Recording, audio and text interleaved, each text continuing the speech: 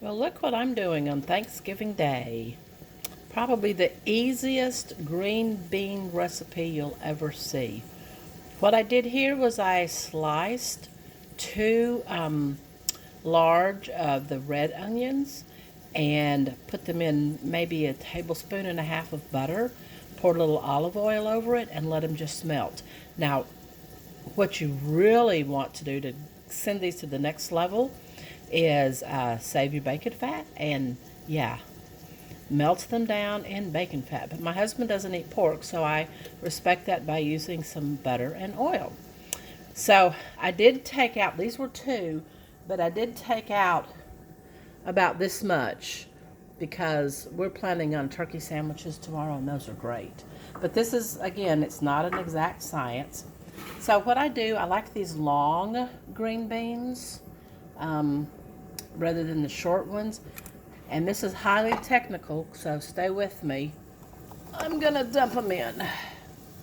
Okay, I dump them in. Again, highly technical. And now I'm going to take, let's see, I'll use my pinchers, I think. And some of them are frozen, some of them are thawed. It really just doesn't matter. I'm gonna mix that up, bring the onions up real good. And, okay, I'll do that and not waste your time. I'll do that later. Now, I'm gonna add stuff to it. Normally, salt, pepper, and a little garlic powder is good. I use this a lot. It's the blend, and that's exactly what it is. But I want to do something a little different. I'm going to use a little chipotle salt, sea salt, and I'm going to use some, let me find it. Here it is. Smoked pepper, and salt and pepper it. Then I will put in almonds. Actually, I can go ahead and do that now. No, I can't do that with one hand.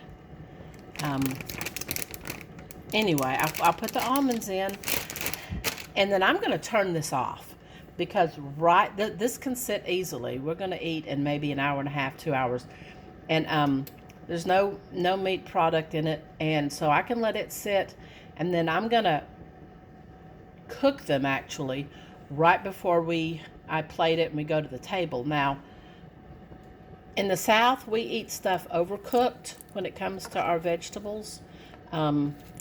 This is not something, actually, I don't like overcooked vegetables. There's very few vegetables I like. Oops, sorry. So, but I'll eat this because I like them crunchy. But here's the deal. You can cook them for as long or as little as you want. But make sure you add the almonds. And if you've got some bacon, oh, that's just fabulous. And any kind of seasonings, but it's got to be generous with salt and pepper and a little garlic. Now, at the end of it, I will put in some freshly chopped garlic. I'm not going to do it now because, you know, if it cooks, it gets bitter. So about 2 minutes before I'm through with it, I'll add the garlic and I'll stir it around. And the magic trick is a few dashes, more than just a few, of Worcestershire sauce, or however you choose to say it. That really is what tops it off. I have been known to add a drop or two of liquid smoke. Since I don't have bacon, that will give it a bit of a smoky flavor, but I'm using the smoked pepper instead. So, yeah, don't forget that Worcestershire stuff, and your almonds, and your salt, and your pepper, and you should be good. Cook it as long as you want. We don't cook it long because we like them crunchy, and they'll be gone like nobody's business. Enjoy!